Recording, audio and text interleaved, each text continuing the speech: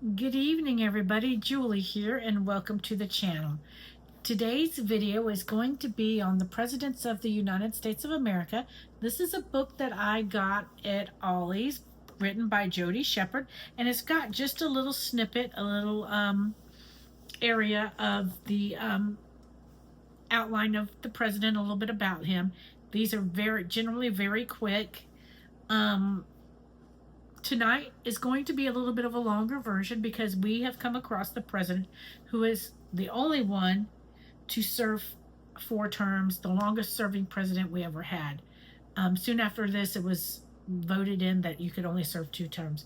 But with such a special president, I felt that this deserved a little bit more time than the regular time that I give to these videos, because it only takes me a couple minutes to do that, and then I fill out on a little piece of paper some more information. So I got more than one today. So it's not going to take a ton longer, but it's going to take a little bit longer because I felt like this needed to be a longer one, because this is like 2 presidencies, because we only do 1 president a day. So I'm doing this series because I love history, and each of these men who have been a president of these United States has been so unique, so complex. It's just amazing. And this is just a snippet, and I really recommend that you go and check them out, read some about them. It really will show you how our country was shaped, and it's very important. So without further ado, let's get started with our 32nd president of the United States, Franklin D Roosevelt. He was born January 30th, 1882 in New York, and he served from 1933 to 1945, 4 terms. During his first and second terms, John Garner was his vice president.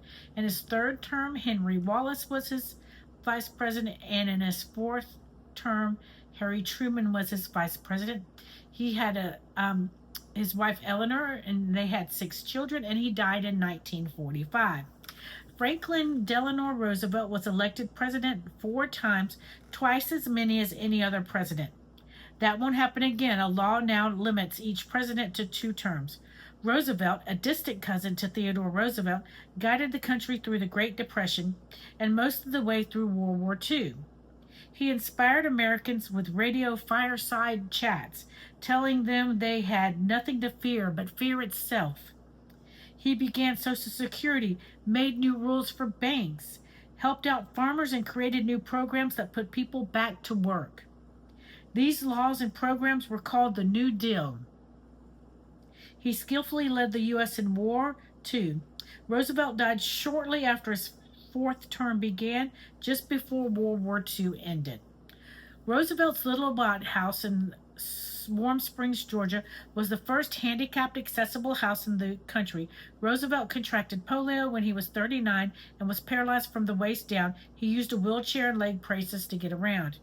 Did you know Franklin Roosevelt was the first president to fly in an airplane? And here, I always forget. I've gotten to where I'm forgetting to give you the picture. There's President Roosevelt there. We got his little White House there. So, all right, now on to my little bit of research here. Some of it will overlap with what you've read.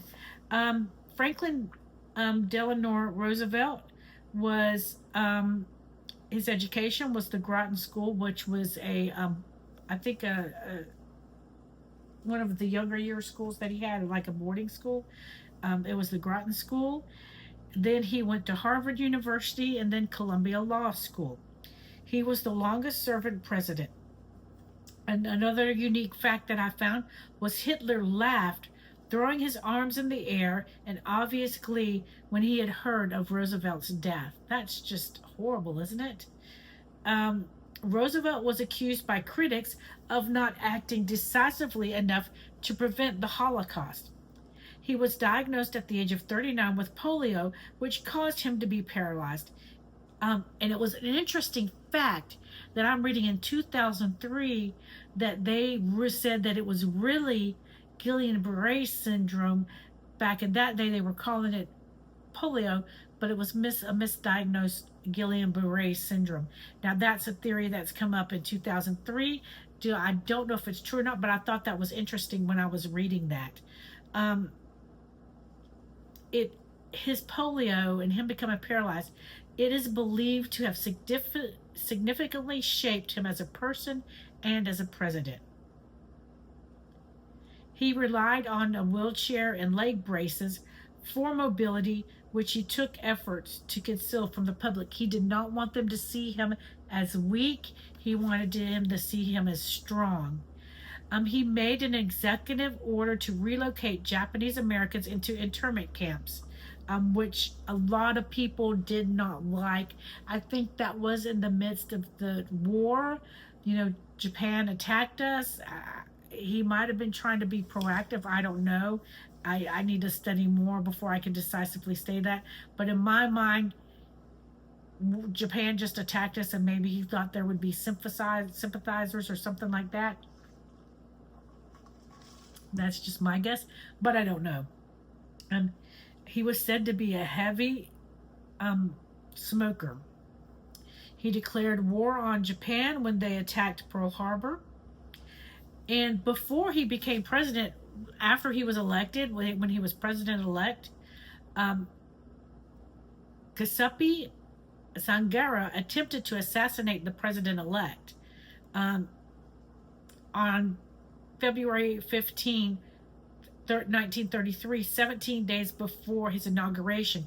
Now, the Chicago, I think it was the mayor, was killed.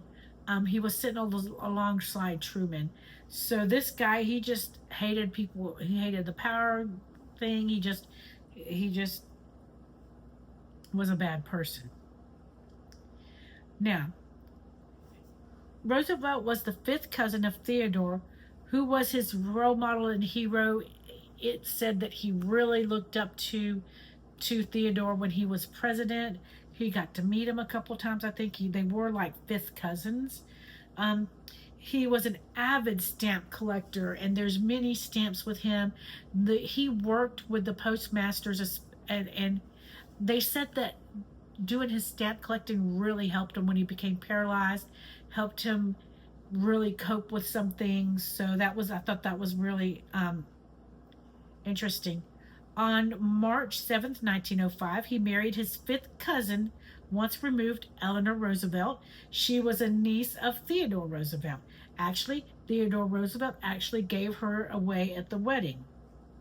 He had several affairs. One was with Eleanor's social secretary, Lucy Mercer, that she discovered in 1918. Now, he promised never to see Lucy again, and him and Eleanor did stay married, but Eleanor never forgave him for that, and they just formed a political partnership. It looked good on face that they were married and everything, and she was into being a help in that time. Now, it was said that she got her own place. She didn't even want to live with him, and he continued on later to have continued an affair with Lucy, but there was many reports that he had many affairs. So those are reports. I don't know if they were true or not, but he was said to have had many affairs, not just that one. So the next part that I wanted to go on, because it is so important to our history, and FDR was that's what everyone called him, FDR. He was so essential in getting this country back up after the Depression and getting us through World War II, through most of it. He died before it was over. But I think one of the most popular things that even in my age, we knew this. Kids nowadays probably don't, but we remember hearing about the infamy speech. And I think I did a report on both Roosevelt and Truman, and that's why I'm so enthralled with them. But His infamy speech started out yesterday, December 7th, 1941, a date which will live in infamy. The United States of America was suddenly and deliberately attacked by the naval and air forces of the Empire of Japan. That's all I'm going to read of that, because that is a long speech and I don't have time to read it all, and they don't have it all written out. I listened to it, but they had that part written out, but I did want to read that to you because it's just, there's tapes of it. If you go to Google and you look it up, there's a space where it is you can listen to the speech. Amazing speech. There's so much more to it than that. um in a nearly unanimous vote, Congress declared war on Japan on December 11th, 1944. Hitler and wait, I think it was December 8th he declared war. It was on December 11th, 1945 that Hitler and Mussolini declared war on the US, which the US and the United States, we responded in kind. Um, and some people were saying that the senior American officials were aware that war was imminent, but they did not expect the attack on Pearl Harbor. Japan was good at keeping their secret. We never saw it coming. It was something terrible that happened that our country never saw coming. Um, now, if you Pearl Harbor was something that I was interested in. I studied. I love. The only reason I want to go to Hawaii is to see the USS Arizona. Um, but there's a movie that was made in 2001 called Pearl Harbor, and it has like Ben Affleck, Josh Hartnett, Kate Beckinsale, Jennifer Garner, Alec Baldwin, Cuba Gooding Jr. Now, some of you younger folks are not going to know these names, but these are great names. It is an amazing movie, and if you want to hear more about how we got into the war, this will show you exactly how we got into the war, because our people were there. They were not after Japan. They were not, was not even a thought of their mind. But it also has some of his infamy speech. But I'll see if I can find a way to link the infamy speech into the description or comments, because it's just so interesting. And FDR, he was a very good president. He may not have been the perfect human being, obviously, if he was having affairs and stuff like that. Um, but then, if his wife didn't live with him, men are going to be men. So, you can't, I don't know. I don't blame her for her part. I'm not forgiving him because he did wrong. But he was a great leader for our country. He brought us through so much. And there's so much more, guys. These presidents are amazing, and there's so much more than what I read to you. I just give you just a tiny little fraction of what they did and who they were. There's so much more, and I just wish you would get out and study it. But it's going to be great tomorrow when we do Harry S. Truman, because he brought the end to the war. So it's going to be very interesting to see the way it plays out. But I'm so thankful for each and every one of you watching these videos. Don't forget to like, comment, subscribe, share, do all the things that help get the videos out there. Don't forget, we're doing the Bible recap. We're reading the Bible in a year in chronological order with the Bible recap as our guide. We have that and many other videos. Everything is listed in playlists where you can find it easily. So I hope that you will continue to watch, enjoy, and I hope these videos are touching somebody's heart. It is an awesome series. I just really think it's something worthy that we all need to learn more about how our country was formed.